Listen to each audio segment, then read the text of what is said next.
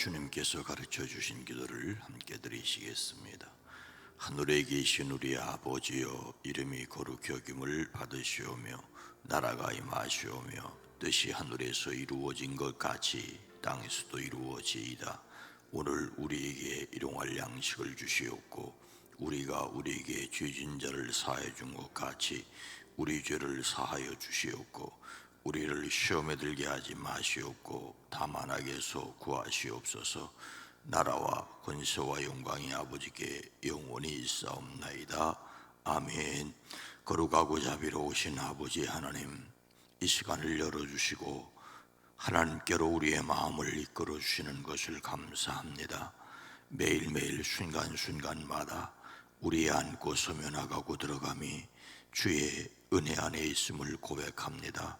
우리 안에 계셔서 우리를 품으시는 성령 하나님, 매일매일 순간순간 우리의 모든 계획을 주님 앞에 고백합니다.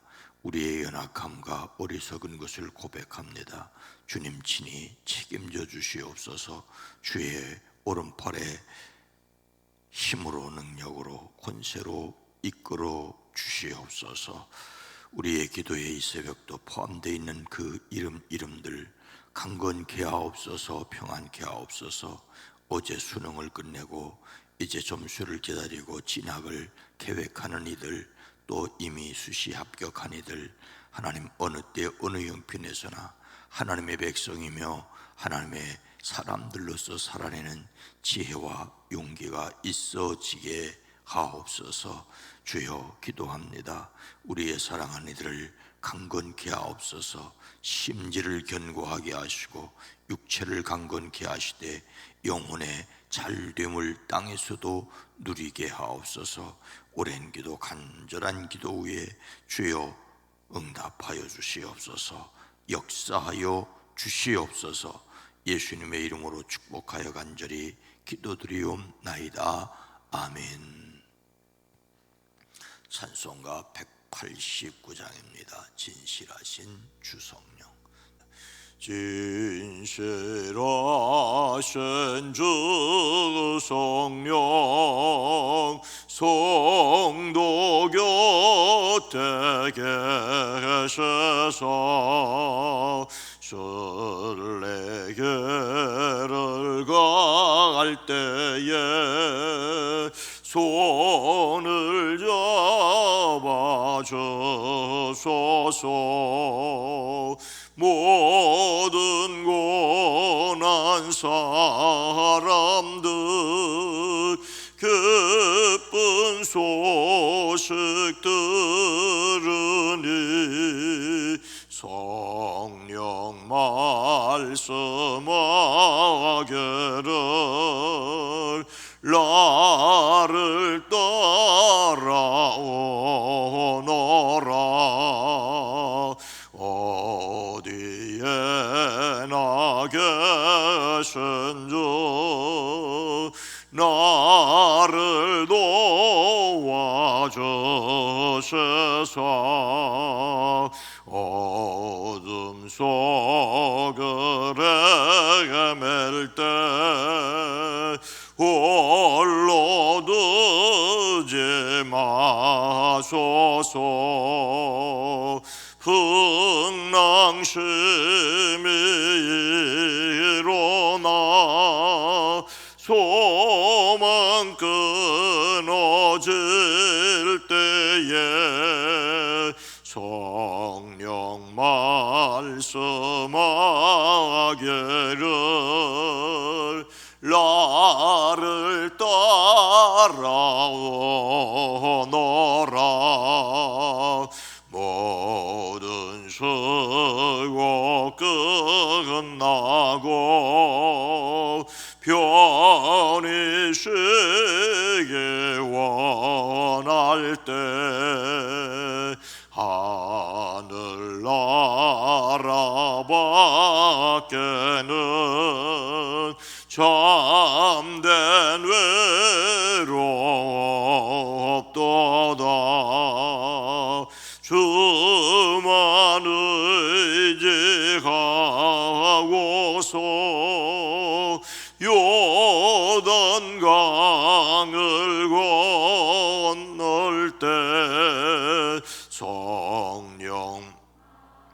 말씀하기를 나를 따라오너 진실하신 주 성령 진실하신 주 성령 성도 곁에 계셔서 순례길을 갈 때에 손을 잡아주소서. 모든 고난 사람들 기쁜 소식 들으니 성령 말씀하기를 나를 따라오너라.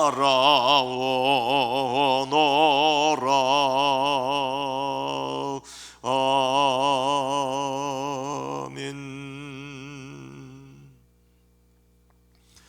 요한복음 14장 16절로 17절 말씀입니다. 신약성경 172면입니다. 요한복음 14장 16절로 17절 말씀입니다. 내가 아버지께 구하겠으니 그가 또 다른 보혜사를 너희에게 주사 영원토록 너희와 함께 있게 하리니 그는 진리의 영이라. 세상은 능히 그를 받지 못하나니 이는 그를 보지도 못하고 알지도 못함이라. 그러나 너희는 그를 아나니 그는 너희와 함께 거하시며 또 너희 속에 계시겠음이라. 아멘. 오늘도 예수 그리스도 안에서 승리하시기를 주의 이름으로 축복합니다. 며칠 전 뉴스에 의하면 전국 승마 대회를 하루 앞두고 한 승마 선수가 후배 선수를 폭행한 영상이 공개돼 공분을 사고 있다고 합니다. 보도에 따르면 지난 12일 경북 상주의 한 모텔 주차장에서 남자 승마 선수가 후배 여자 승마 선수를 때렸습니다. 공개된 영상에서 선배 선수가 후배 여자 선수 목을 강하게 가격하고 쓰러지자 일으켜 세운 뒤 멱살을 잡고 또 뺨을 때렸습니다. 또 밀어서 쓰러뜨리고 배를 발로 툭툭 찼습니다. 선배 선수는 술을 마신 상태였는데 후배가 인사를 제대로 하지 않는다는 이유로 폭행을 했다고 합니다. 이러고서도 별일 아니니 넘어가자라고 압박까지 했답니다. 결국 후배 선수는 다음 날 대회 출전을 포기했고 후배 선수의 코치가 선배 선수의 코치에게 문제를 제기했더니 무슨 뺨따귀 하나 맞은 거로 일을 크게 만드느냐고, 그거 까불어서 한 대 때렸다는데 뭐가 어쩌냐고 그런 답변을 들었다고 합니다. 취재가 시작되자 비로소 장문의 사과 메시지를 보냈답니다. 사건을 접수한 경찰은 수사에 나섰고 또 문화체육관광부 산하 스포츠센터 윤리센터에서도 이제 발을 벗고 나섰다고 합니다. 참으로 안타까운 일이지요. 시시비비는 가려져야 하고 피해자는 마음까지 회복되어야 합니다. 이전에 운동선수들 사이에 뭐 이런 일이 많았다고 하더라도 이제는 안 될 일입니다. 더욱이 후배가 인사를 제대로 하지 않았다는 이유로 폭행을 했다고 하는 것은 참으로 안타깝습니다. 행여 인사를 하지 않았다고 해도 그것이 폭력을 행사할 일은 아니지요. 인사는 즐거운 마음으로 기쁘게 해야 하는데 힘으로 억지로 하게 하려고 한 것은 아무리 이전 시대에 있어서도 안 될 일입니다. 그리스도인들은 서로 인사해야 합니다. 인사 안 한다고 지옥 갈 일은 아닐까 싶습니다만, 예수님의 몸에 속하여 있는 하나의 교회로서 서로 교제해야 합니다. 교회가 교회에게, 같은 지역에 있는 믿음의 사람들끼리 같은 모임 안에서 서로 문안하고 격려해야 합니다. 그러나 내가 인사받지 못한다고 화를 낼 필요는 없습니다. 인사받지 못하고 어떤 위로나 격려 없이 혼자일 수 있다고 하는 것을 우리는 기억을 해야 합니다. 예수님께서 오늘 말씀에서 제자들에게 무엇을 약속하십니까? 16절에 내가 아버지께 구하겠으니 그가 또 다른 보혜사를 너희에게 주사 영원토록 너희와 함께 있게 하리니. 예수님께서 또 다른 보혜사를 말씀하십니다. 예수님께서 하나님 아버지께 구하겠다고 하시죠. 예수님은 자신과 하나님이 같으시다는 것을 앞서 말씀하십니다. 제자 빌립이 주님 우리에게 아버지를 보여주십시오라고 하자 예수님은 나를 본 자는 아버지를 보았다라고, 내가 아버지 안에 아버지가 내 안에 계시다는 것을 믿어라고 말씀하셨습니다. 예수님을 본 사람은 하나님을 본 것처럼 예수님과 하나님은 같으십니다. 그러나 하나님과 예수님의 역할은 다르시지요.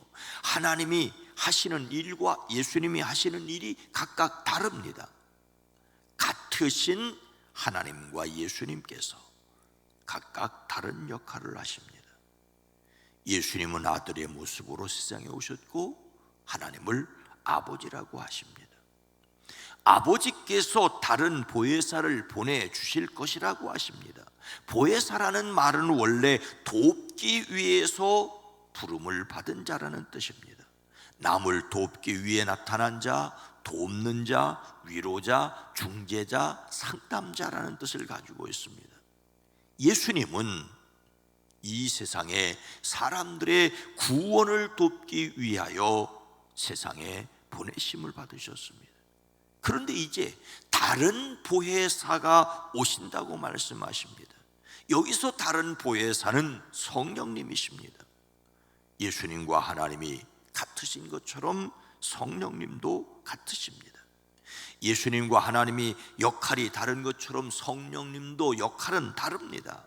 그래서 성부, 성자, 성령은 일체이시며 삼위이시고 삼위이시면서도 일체이십니다. 예수님은 보혜사로 세상에 오셨는데 이제 또 다른 보혜사 성령님이 세상에 오신다고 하십니다. 다른 보혜사는 영원히 사람들과 함께 계십니다. 사람의 몸을 가지셨던 예수님은 사람들과 영원히 몸으로 함께 계실 수는 없습니다. 어느 정도 시간과 공간의 지배를 받으셨지요. 그래서 이제 영원히 사람과 함께 계실 분으로 성령님께서 오십니다. 믿는 사람 곁에서 위로하시고 보호하시고 인도하시는 분으로 함께 계십니다. 또 다른 보혜사이신 성령님은 어떤 분이십니까?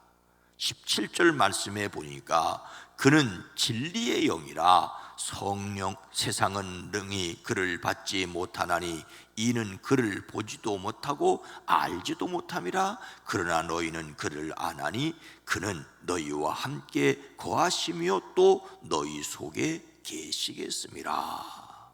진리의 영으로 우리와 함께 계시는 분이십니다. 또 다른 보혜사는 진리의 영이십니다. 세상은 그를 보지도 못하고 알지도 못하므로 그를 맞아들일 수가 없습니다.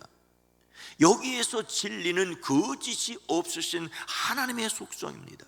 하나님께로부터 오셔서 하나님께로부터 나오시기에 진리 그 자체이십니다.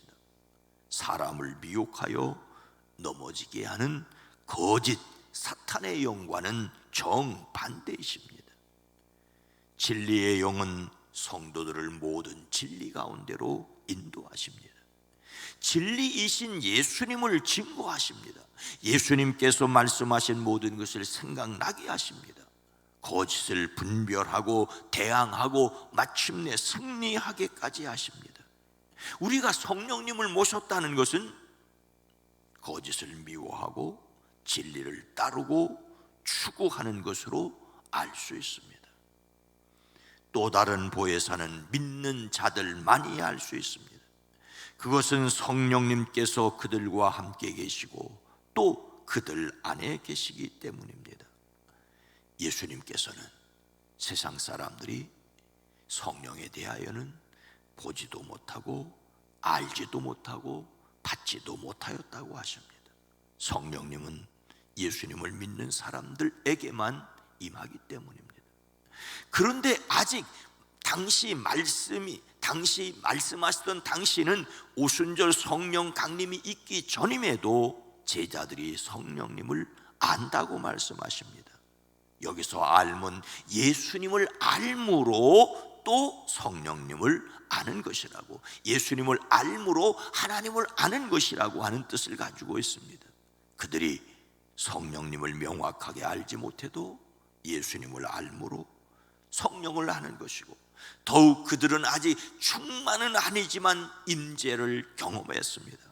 우리는 성령의 임재를 확신할 뿐만 아니라 충만을 사모해야 합니다. 성령 충만으로 능력 있는 삶을 살아가기를 주의 이름으로 축복합니다. 그런데 여러분, 이 말씀을 그때 제자들에게 하시는 이유가 뭘까요?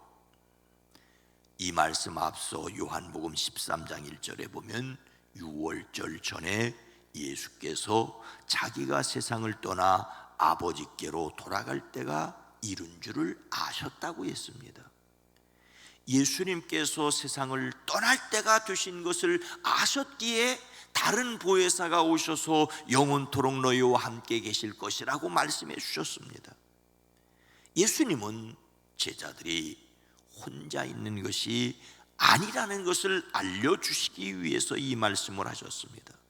그래서 오늘 본문 말씀 앞에 14장 1절은 너희는 마음에 근심하지 말라, 하나님을 믿으니 또 나를 믿으라 라고 말씀을 하셨습니다. 예수님께서 십자가를 지고 돌아가실 것을 말씀하시자 제자들은 당황하였습니다. 마음에 근심하였습니다. 그래서 그들에게 오셔서 영원히 함께 계실 성령님을 말씀하신 것입니다. 이러한 사실을 사도 요한이 요한복음에 자세히 기록하고 있는 것은 요한복음이 기록될 그 당시 교회가 큰 어려움을 겪고 있었기 때문일 것입니다. 교회 안에서는 유대인들의 율법주의가 있었고 헬라인들의 영지주의가 비진리가 세력을 떨치고 있었습니다. 교회 밖에서는 로마 제국의 교회 탄압이 극심하였습니다. 이런 어려운 시기에 진리의 영이신 또 다른 보혜사가 함께 계신다라는 믿음이 꼭 필요했고, 그래서 예수님께서 성령에 관하여 하신 말씀을 보다도 요한복음은 자세히 선포하고 있는 것입니다. 우리는 다른 사람을 환대해야 합니다. 그런데 정작 우리 자신은 다른 사람에게 환대받지 못할 수도 있습니다. 우리는 다른 사람을 대접하고 사랑으로 섬겨야 한다고 그렇게 생각합니다. 그러나 자신은 대접을 받지 못하고 오히려 미움과 박해를 받을 수도 있습니다.